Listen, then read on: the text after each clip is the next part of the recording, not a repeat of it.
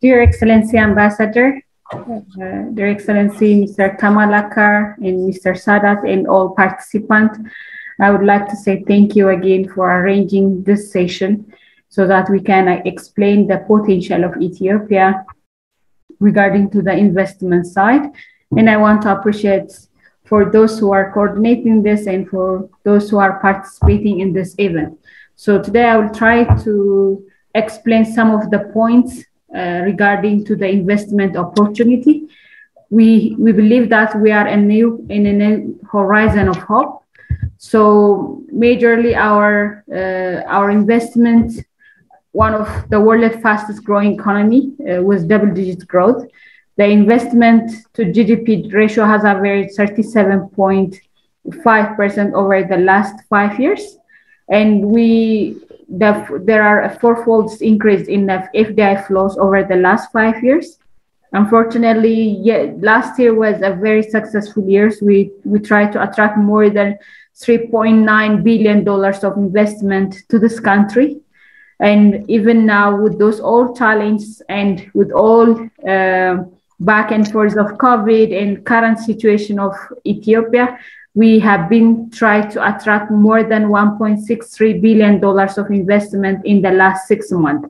And we are trying much of increasing the FDI inflow in attribution to the investment of light manufacturing in Ethiopian industrial park. So these are some of our global brands who already invest in this in our country: on Textile, Hyatt, Huawei, Isabella, Unilever, Raymond, Petards. These are the major anchor investor who already invest in our country. So in the last few reforms years, we tried to reform our economic and investment reform. And we try also to create a conducive and enabling environment. There is also tailored investment priorities that we have set it. So when we see the macroeconomic reforms, the major point is correcting the forex imbalances, control inflation, improve access to finance, ensure debt sustainability. We also structurally reform to see the ease of doing business in our country, solving the challenge and the constraint of the business that it's already they already invested. And there's also sectoral reform that address sector-specific institutional and market failure. So those really build the confidence of our investors.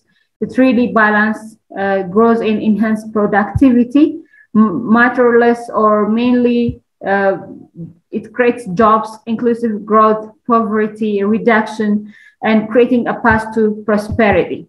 So as I mentioned, the macroeconomic reform is here. Majorly, we try to mobilize resources and increase investment and competition to the country with enhancing public-private partnership.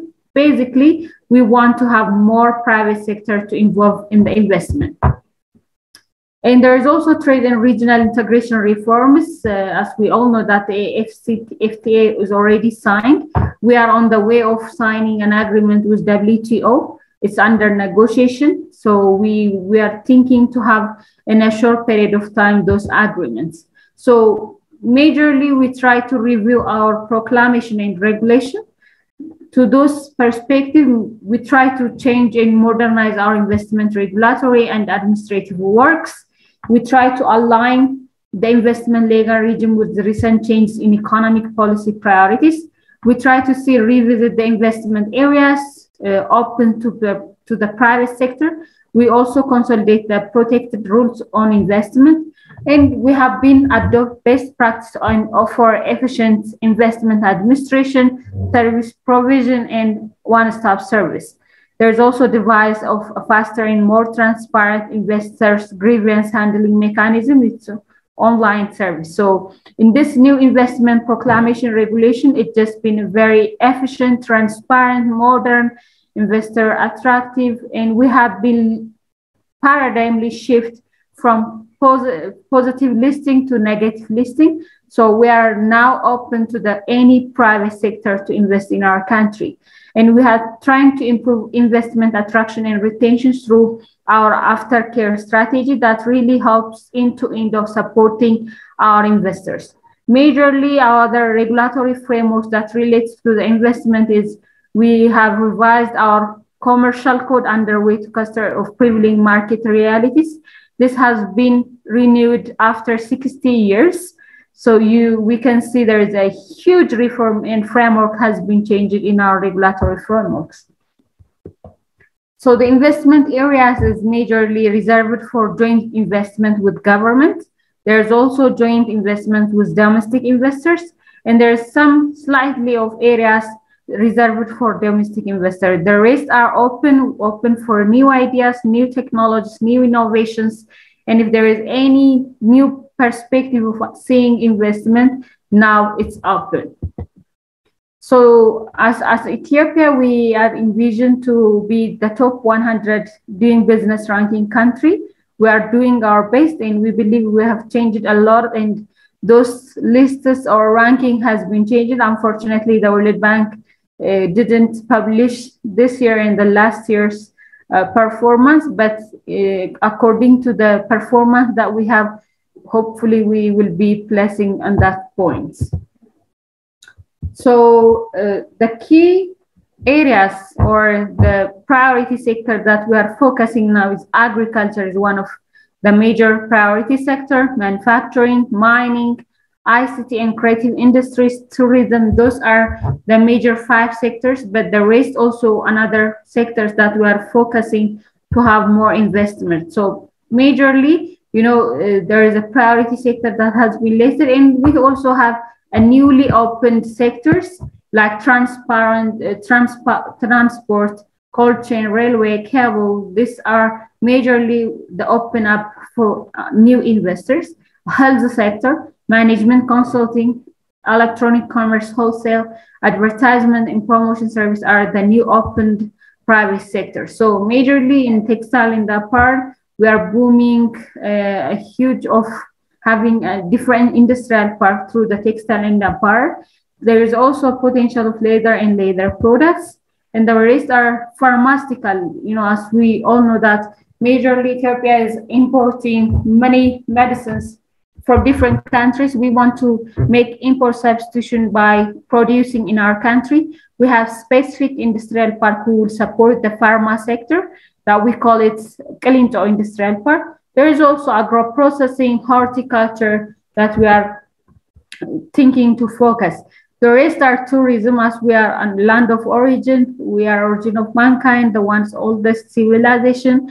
There is a huge areas to visit our country with an amazing weather that really invites a lot. And I hope Sadat will mention a lot about this because he's based in here. There's also in ICT, the government is focusing on building an inclusive digital economy, especially key in creating an enabling environment for creative industries and innovation. So there is opportunity there as well. The other is energy. So as we focus that in green energy, low electricity access provides opportunity of off-grid solution, rapidly growing demand 30 up to 35% annually. So there is an opportunity on power generation. There is an opportunity on off-grid solutions. There is an opportunity in renewable energy resources as well. The other is mining. So the only producer of opal in Africa and emerging country of oil, natural gas exploration. There is a huge opportunity in mining sector, potential for gold, potash, platinum, opal, iron, tantalum, marble, granite, limestone. These are the different opportunity we have in the country. So why do we business in Ethiopia? So we say that it's because we are growing and dynamic economy. We have active labor force. We have abundant natural resource, geographic advantage, and there's also conducive and enabling environment for strong and effective government support. There's tailored of incentives, specialized industrial park, expanding infrastructure as well. So as I mentioned that we are 110 million population, but more than 70% of this population are young, trainable, very active. So we want to invite you and enjoy those opportunities in our country. We are the fastest growing economy, geographic proximity to EU, US, Middle East, and Asia. There's also duty-free market access to US, to EU, and EBA as well. There's preferential duty treatment to markets such as China, India, Japan, Canada, and Australia. So this is the major opportunity. So we, as Ethiopian Investment Commission, we have an Ethiopian Investment Board. This board is chaired by His Excellency Prime Minister Dr. Abiy Ahmed. Because the government committed to have this investment board, and it's one of our top priority as a country. So what is the incentive package? There is incentive package different to different priority sectors, but we can put it with the physical, non-physical, and others. So when we say physical, there is income tax exemption, customs tax exemption, loss carry forward, full export duty exemption. There's also non-physical guarantee against exploration, guarantee for repatriation of funds, customs facilitation through bonded export, and factory similar other schemes. There's also relaxed industrial park and region. When we say others, it's majorly with the facility. So there is one-stop shop service, expanded procedure of securing visa, work permit, certificate of residency, facilitation of market linkage. These are the major. As we all know that we proud, we have an Ethiopian Airlines. There is the largest cargo network and terminal in Africa, destination of 98 international flights and 35 cargo flights. As we all know, there is also road, all-weather road nationwide. Currently, we have and expanding a lot, and we say that our country is not landlocked. Our country is a rail-connected country. That's how we promote, and that's the truth as well. The other is a railway, Djibouti to Mojo. There's a cargo trains operating with a capacity of more than 3,500 tons per day that have an electric power of railway. The other one is electricity, and we say that it's a low-cost green electricity rate, the cheapest in Africa, even not only in Africa, the cheapest in worldwide.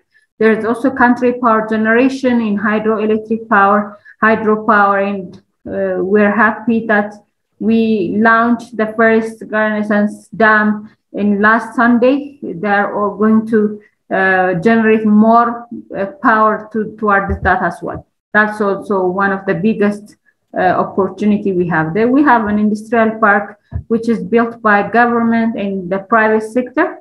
Majorly, 13 industrial park is majorly focused in manufacturing. We have 4 integrated agro-industrial parks, and the rest are private industrial park which is developed in different conditions. So majorly, most of them are under operational. So thank you so much. We are here as AEIC. We will definitely want to continue the relationship with Turkey, especially we feel like it's our second home. We want to strengthen our relationship and tie all the friendship through the economy at ties, so that we can develop and have more investors to our country.